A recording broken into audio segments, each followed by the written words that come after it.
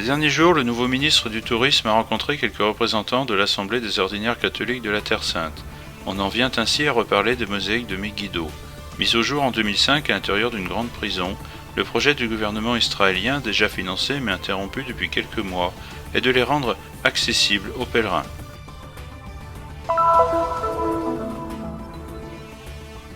En raison des conditions économiques difficiles dues à la pandémie du coronavirus, le gouvernement hongrois a fourni, à travers son représentant en Palestine, un soutien financier aux écoles du patriarcat latin en Terre Sainte.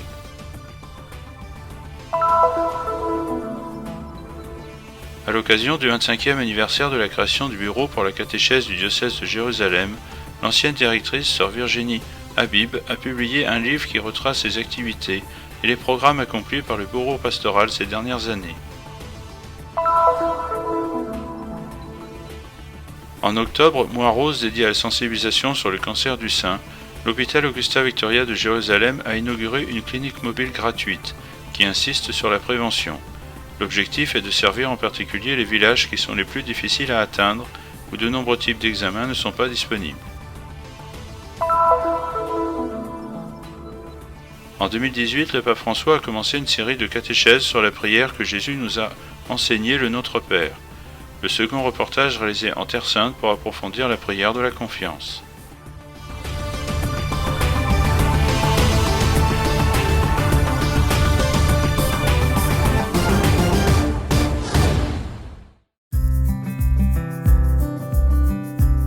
On en revient à parler des mosaïques de Megiddo, l'un des plus anciens témoignages de la présence chrétienne en Terre Sainte.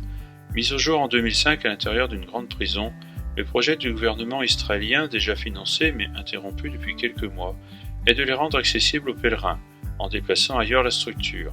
Ces derniers jours est arrivé sur place le nouveau ministre du Tourisme, qui a rencontré quelques représentants de l'Assemblée des ordinaires catholiques de la Terre Sainte.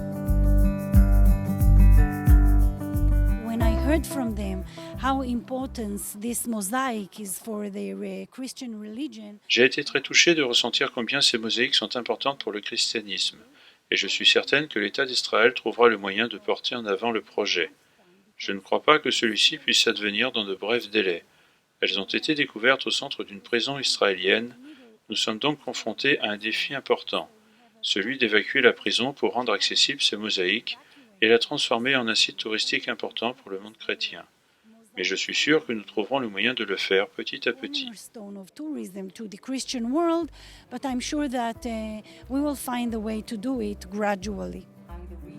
Megiddo, sur la route reliant Jérusalem à Nazareth, a une grande importance historique dans la tradition biblique. Les mosaïques retrouvées ici, qui remontent au IVe siècle, représentent notamment le plus ancien témoignage archéologique certifiant la présence d'une petite communauté chrétienne en Terre Sainte. Non si tratta piuttosto di un luogo santo, ma di una sala di riunione di persone. Ce n'est pas un lieu saint, mais une salle de réunion privée. Il y a des inscriptions sur la mosaïque où aucun officiel ecclésiastique n'est mentionné, tel qu'un évêque, un prêtre ou un diacre, mais simplement des personnes privées. La personne principale est un centurion romain.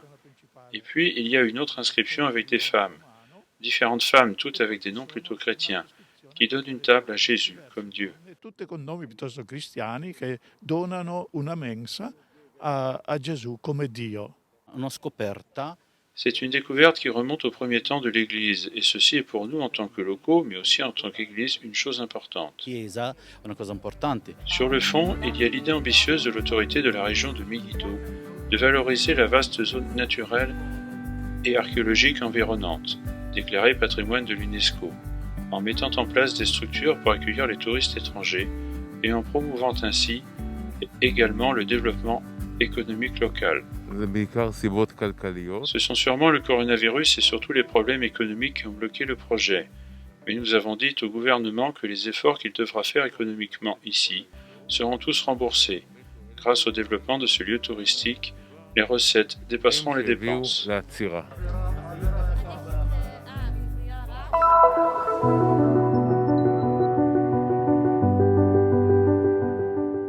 En raison des conditions économiques difficiles dues à la pandémie du coronavirus, le gouvernement hongrois a fourni à travers son représentant en Palestine, le Dr Kassaba Rada, un soutien financier aux écoles du patriarcat latin en Terre Sainte. The Hungarian government few years ago decided that we have to help the Christian communities in the Holy Land and have to help in the... Depuis plus de 3 ans, le gouvernement hongrois a décidé d'aider la communauté chrétienne en Terre Sainte, principalement dans le secteur de l'éducation. Nous avons ainsi lancé un programme à Ramallah et à Naplouse pour changer les équipements scolaires. Récemment, nous avons également alloué des fonds supplémentaires pour aider les écoles latines de toute la Palestine. Particulièrement en cette période de coronavirus, nous sommes appelés à être au service de la communauté palestinienne et des enfants chrétiens. We have to be very helpful in the Palestinian communities and to the Christian children as well. Depuis leur fondation, les écoles du patriarcat latin se sont engagées à accroître la foi de leurs élèves, à apporter des connaissances scientifiques et sont toujours en première ligne pour contribuer à la renaissance littéraire de la Terre Sainte. En ces jours, nous affrontons des circonstances exceptionnelles en raison de la pandémie du coronavirus. Les écoles du patriarcat latin accomplissent d'énormes efforts, surtout cette année, pour fournir une meilleure instruction à nos élèves. Cette année, les exigences et les défis sont particuliers à cause de la diffusion de la pandémie du coronavirus. Et à cause de cela, nous avons développé de nouvelles méthodes éducatives et travaillé à l'enseignement à distance.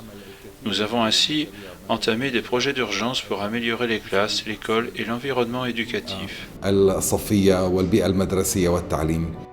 Le père Jamal Kader a exprimé sa gratitude envers le gouvernement hongrois, appréciant beaucoup le soutien à la mission éducative en Terre Sainte.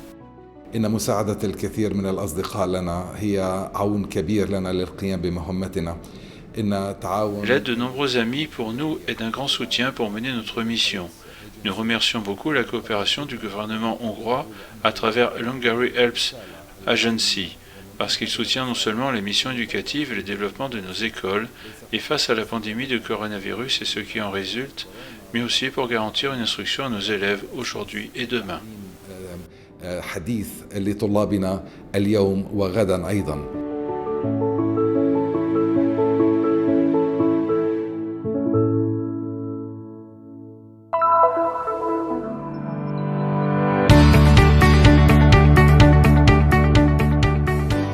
À l'occasion du 25e anniversaire de la création du bureau pour la catéchèse du diocèse du patriarcat latin de Jérusalem, l'ancienne directrice sœur Virginie Habib a préparé un livre qui retrace les activités et les programmes accomplis par le bureau pastoral ces dernières années.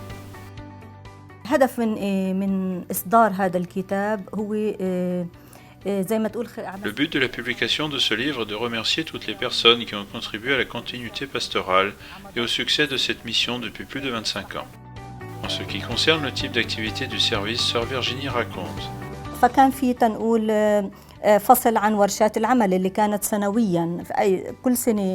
Il y a un chapitre consacré aux ateliers de formation d'1 ou 2 jours qui ont été organisés chaque année pour les catéchistes et aux séminaires de formation permanente d'une durée de plus de 2 mois avec des sessions intensives. Les retraites spirituelles sont en outre citées dans le but de soigner la croissance de la vie spirituelle des catéchistes, à travers aussi des visites aux lieux saints auxquels le service attachait toujours une grande importance. Sœur Virginie a souligné comment la génération d'aujourd'hui a de nombreuses références éducatives qui avant n'existaient pas. Les médias, a-t-elle continué, sont considérés comme une référence éducative qui a plus d'influence sur les générations d'aujourd'hui que celle à laquelle appartiennent les parents, ou le milieu scolaire ou paroissial, et sont surtout plus exposés à des messages contradictoires. La religieuse a également souligné l'importance du rôle et de la qualité des catéchistes.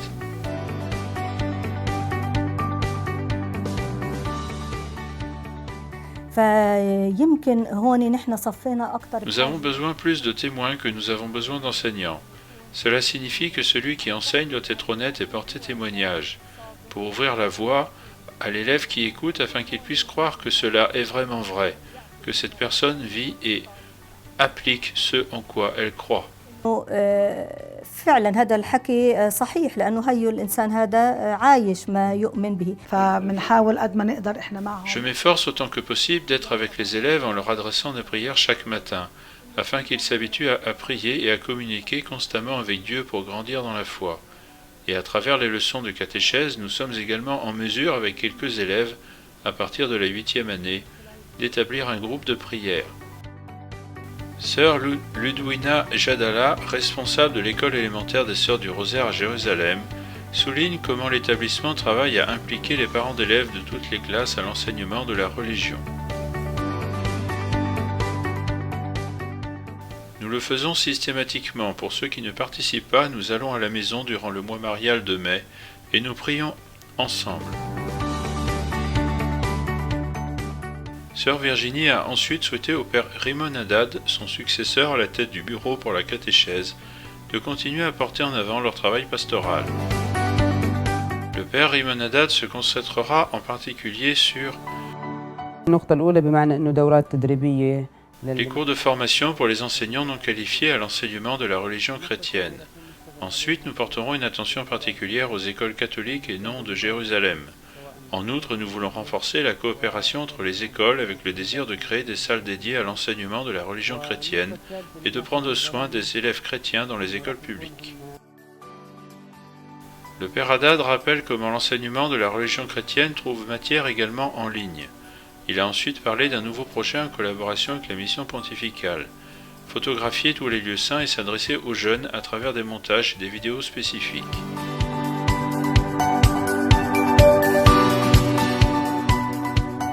« 25 ans se sont passés depuis la fondation de ce bureau. Une mission bénie dans le but de préparer une bonne terre dans laquelle les semis puissent donner leurs fruits. »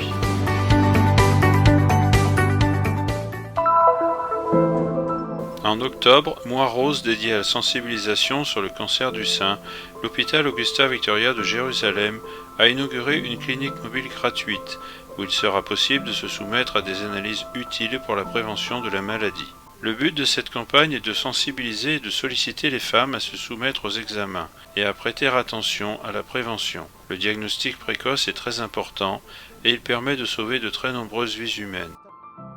Le docteur Alatrache a souligné que le nombre de cas de cancer du sein par pays est en augmentation.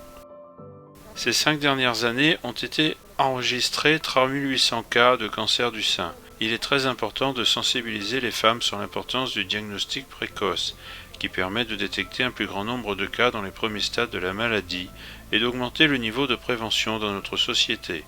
Si nous découvrons le cancer dans sa première phase de développement, le taux de guérison dépasse les 95%.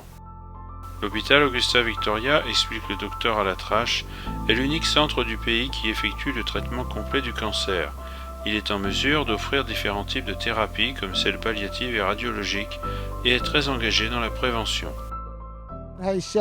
Cette unité mobile cherchera à arriver dans toutes les provinces et dans tous les villages difficiles à atteindre, où ce type de test n'est pas disponible. Nous allons leur rendre visite parce que la mission de l'hôpital est celle de fournir une assistance médicale au peuple palestinien où qu'il se trouve. Nous encourageons les femmes de plus de 40 ans à faire la mammographie qui est effectuée par nous dans cette clinique mobile.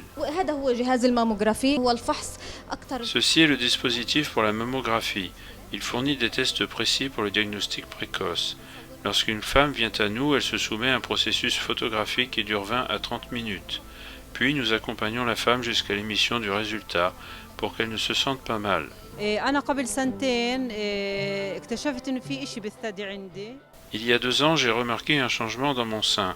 Le lendemain, je suis allé directement au centre médical d'Ounia à Ramallah. Et après avoir fait l'examen, j'ai découvert que j'avais un cancer du sein. Au bout de 10 jours, j'ai commencé le traitement et c'est ce qui m'a permis d'atteindre une pleine guérison. Je conseille à chaque femme, si vous ressentez un changement dans le sein, de ne pas être timide ou effrayé, mais d'aller directement et sans hésitation faire les examens, parce que cela peut sauver la vie.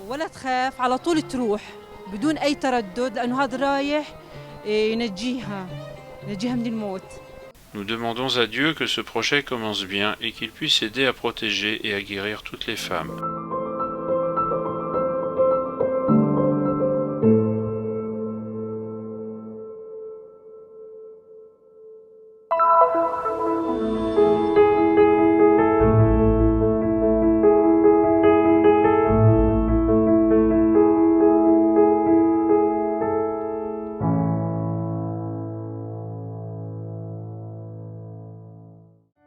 Dans la deuxième catéchèse sur le Notre Père, le pape François explique « Jésus met dans la bouche de ses disciples une prière brève, audacieuse, formée de 7 demandes.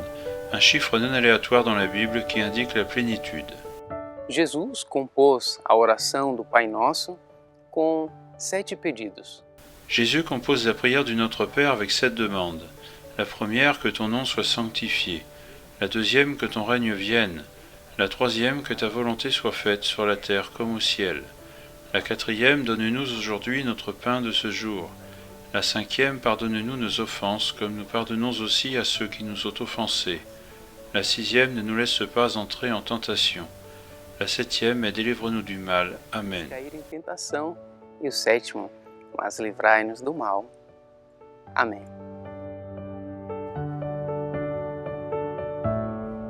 Jésus invite donc ses disciples à s'approcher de Dieu et à lui adresser avec confiance des demandes. Il ne leur a pas dit de s'adresser à Dieu en l'appelant Tout-Puissant, très haut. Non, il ne dit pas ainsi, mais simplement Père, avec simplicité, comme les enfants s'adressent à leur papa. Et ce mot Père exprime la confiance du Fils, a dit le pape François.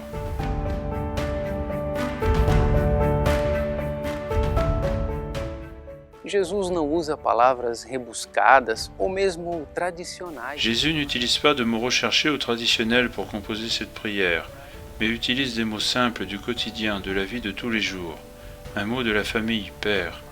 De cette façon, Jésus veut rétablir ainsi en nous la confiance, rétablir notre confiance en Dieu pour rétablir ainsi notre confiance d'enfant. Restaurar a nossa confiança em Deus Pai, para restaurar também a nossa confiança de filhos. Une prière pleine de foi et de confiance qui nous pousse à appeler d'une voix forte l'aide de Dieu. Le pape cite comme exemple l'aveugle Bartimée qui cria vers Dieu et fut entendu. Ce fut en cette ville le nez plus vieil du monde que Bartimée a crié.